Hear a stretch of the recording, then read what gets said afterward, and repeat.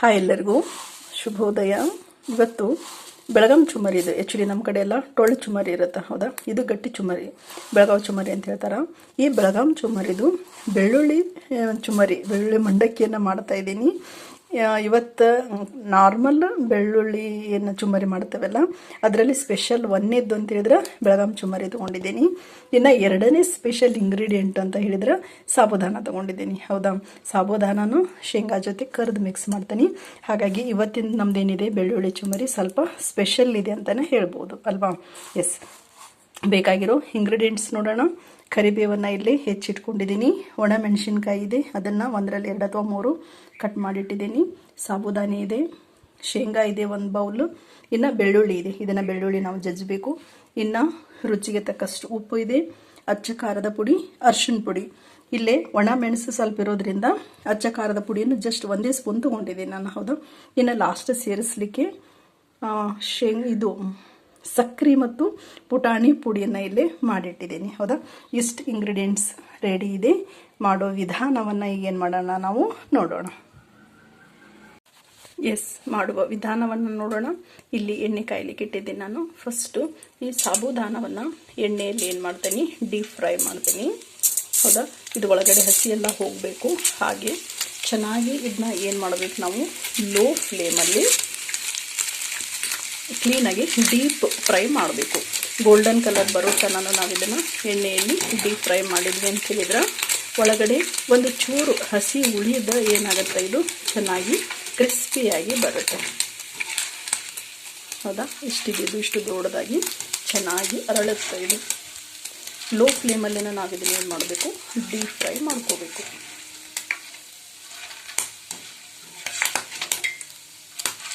ಸ್ವಲ್ಪ ಸಿಡಿಯುತ್ತಾ ಇದು, ಕೇರ್ಫುಲ್ಲಾಗಿ ಇದನ್ನು ಎಣ್ಣೆಯಲ್ಲಿ, ಕಾದ ಎಣ್ಣೆಯಲ್ಲಿ ಡೀಪ್ ಫ್ರೈ ಮಾಡ್ಕೊಳ್ಳಿ. ಸಾಬುದಾನಿಯನ್ನು ಕರೆದು ತೆಗೆದಿದ್ದೀನಿ. ಇವಾಗ ಶೇಂಗಾ ಹಾಕ್ತಾ ಇದ್ದೀನಿ ನಾನು. ಶೇಂಗಾವನ್ನು ಸಹಿತ ಲೋ ಫ್ಲೇಮಲ್ಲಿ ನಾವೇನು ಮಾಡಬೇಕು, ಇದನ್ನು ಫ್ರೈ ಮಾಡ್ಕೋಬೇಕು. ಜೋರಿಟ್ಬಿಟ್ವಿ ಅಂತ ಹೇಳಿದ್ರೆ ಹಸಿ ಹಾಗೆ ಇರೋ ಚಾನ್ಸಸ್ ಇರುತ್ತೆ. ಹಾಗಾಗಿ ಲೋ ಫ್ಲೇಮಲ್ಲಿ ಕ್ಲೀನಾಗಿ ಕೈ ಆಡಿಸ್ತಾ ಇದನ್ನು ನಾವೇನು ಮಾಡಬೇಕು, ಡೀಪ್ ಫ್ರೈ ಮಾಡ್ಕೋಬೇಕು.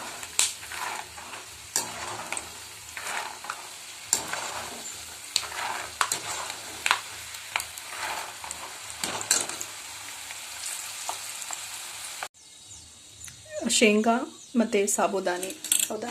ಇವೆರಡನ್ನು ಕರ್ದು ಆದಮೇಲೆ ಹೆಚ್ಚಿಗೆ ಎಣ್ಣೆ ಅಂತ ಅನಿಸಿದರೆ ನೀವು ತೆಗಿಬೋದು. ನಾನು ತೆಗೆದಿದ್ದೀನಿ ನೋಡಿ, ಹೌದಾ? 1 ಗ್ಲಾಸ್ ಎಣ್ಣೆನ ಆಚೆ ತೆಗೆದಿಟ್ಟಿದ್ದೀನಿ.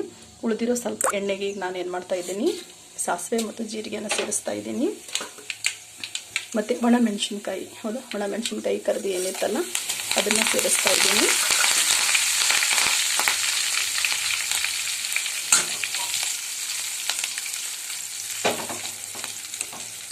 ಇದಿಷ್ಟು ಆದಮೇಲೆ ನಾವು ಗ್ಯಾಸ್ ಫ್ಲೇಮನ್ನು ಆಫ್ ಮಾಡಿಬಿಡಬೇಕು, ಹೌದಾ? ಇದು ಬೆಳ್ಳುಳ್ಳಿಗೇನು ಅದು ಎಣ್ಣೆ ಕಾದಿದ ಎಣ್ಣೆ ಇರುತ್ತಲ್ಲ ಅಷ್ಟೇ ಸಾಕಾಗುತ್ತೆ. ಅದಿಷ್ಟನ್ನು ಹಾಕಿ ಜೊತೆಗೆ ನಾವು ಎತ್ತಿಟ್ಕೊಂಡಿರೋ ಉಪ್ಪು, 1 ಸ್ಪೂನ್ ಖಾರದ ಪುಡಿ, ಅರಿಶಿನ ಪುಡಿ ಸೇರಿಸಿದ್ರೆ ಇದು ಒಗ್ಗರಣೆ ಏನಾಗುತ್ತೆ, ರೆಡಿ ಆಗುತ್ತೆ. ಇದು ಇಷ್ಟೇನು ಎಣ್ಣೆ ಕಾದಿರುತ್ತಲ್ಲ ಅಷ್ಟರಲ್ಲೇ ಸಾಕು. ಮತ್ತು ನಾವು ಫ್ಲೇಮಲ್ಲಿ ಇಟ್ವಿ ಅಂತ ಹೇಳಿದ್ರೆ ಇದೆಲ್ಲ ಬೇಗ ಬತ್ತಿ ಬಿಡುತ್ತೆ, ಬೆಳ್ಳುಳ್ಳಿ ಖಾರ ಅದೆಲ್ಲ, ಮತ್ತು ಅದು ತನ್ನ ಒರಿಜಿನಲ್ ಟೇಸ್ಟ್ ಕಳ್ಕೊಂಡು ಬಿಡುತ್ತೆ. ಹಾಗಾಗಿ ಕಾದ ಎಣ್ಣೆಯಲ್ಲೇ ನಾವು ಇಷ್ಟು ಹಾಕಿಬಿಟ್ಟು ಚುಮ್ಮರಿನ, ಇದು ತಣ್ಣಗಾದ್ಮೇಲೆ ಚುಮ್ಮರಿನ ನಾವೇನು ಮಾಡ್ಬೋದು, ಕಲಿಸ್ಬೋದು.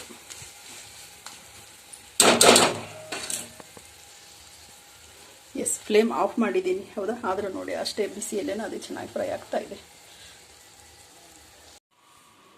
ಒಗ್ಗರಣೆ ಕೂಲ್ ಆದಮೇಲೆ ನಾನು ಇದೆಲ್ಲ ಚುಮ್ಮರಿನೂ ಏನು ಮಾಡಿದ್ದೀನಿ, ಕ್ಲೀನಾಗಿ ಒಗ್ಗರಣೆ ಮತ್ತು ಚುಮ್ಮರಿ ಇದನ್ನು ಮಿಕ್ಸ್ ಮಾಡಿದ್ದೀನಿ. ಲಾಸ್ಟಿಗೆ ನಾವೇನು ಎತ್ತಿಟ್ಕೊಂಡಿದ್ದೀವಲ್ಲ ಪುಟಾಣಿ ಮತ್ತು ಸಕ್ಕರೆ ಪೌಡರನ್ನು ಇಲ್ಲಿ ಸೇರಿಸ್ತಾ ಇದ್ದೀನಿ. ಎಣ್ಣೆ ಎಕ್ಸ್ಟ್ರಾ ಆದರೂ ಇದೇನಾಗ್ಬಿಡುತ್ತೆ, ಚೆನ್ನಾಗಾಗುತ್ತೆ ಮತ್ತು ಒಳ್ಳೆ ಟೇಸ್ಟ್ ಕೊಡುತ್ತೆ ಸಕ್ಕರೆ ಪುಡಿ. ಹಾಗಾಗಿ ಹೌದಾ, ಅಷ್ಟು ಒಗ್ಗರಣೆಯಲ್ಲೇ ನಾನೇನು ಮಾಡಿದೆ, ಒಂದು 3 ಸೇರಾಗುತ್ತೆ ಇದು ಚುಮ್ಮರಿ, ಹೌದಾ?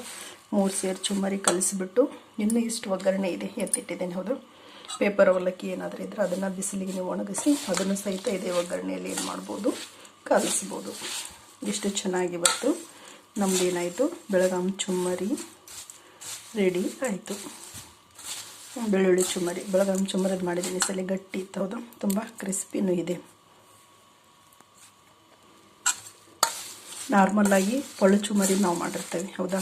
ಇದು ಒಳ್ಳೆ ಟೇಸ್ಟ್ ಕೊಡುತ್ತೆ. ಮತ್ತು ನಾವು ಇವತ್ತೇನು ಮಾಡಿದ್ದೀವಿ, ಸಾಬುದಾನಿನ ಎಣ್ಣೆಯಲ್ಲಿ ಕರೆದು ನಾನು ಮಿಕ್ಸ್ ಮಾಡಿದ್ದೀನಿ, ಹೌದಾ. ಹಾಗಾಗಿ ಡಿಫ್ರೆಂಟ್ ಟೇಸ್ಟ್ ಕೊಡುತ್ತೆ ಅಂತ ನಾನು ಭಾವಿಸ್ತಾ ಇವತ್ತಿನ ವಿಡಿಯೋ ತಮ್ಮೆಲ್ಲರಿಗೂ ಇಷ್ಟ ಆಯಿತು ಅಂತ ತಿಳ್ಕೊಂಡು ಈ ವಿಡಿಯೋನ ಮುಗಿಸ್ತಾ ಇದ್ದೀನಿ. ನೋಡಿರುವ ತಮಗೆಲ್ಲರಿಗೂ ಧನ್ಯವಾದಗಳು. ಸ್ವಲ್ಪ ಒಗ್ಗರಣೆ ಮಿಕ್ಕಿತ್ತಲ್ಲ, ಬೆಳ್ಳುಳ್ಳಿ ಒಗ್ಗರಣೆ, ಅದರಲ್ಲೇ ನಾನೇನು ಮಾಡಿದೆ, ಒಂದಿಷ್ಟು ಅವಲಕ್ಕಿಯನ್ನು ಏನು ಮಾಡಿಬಿಟ್ಟೆ, ಕಲಿಸ್ಬಿಟ್ಟೆ.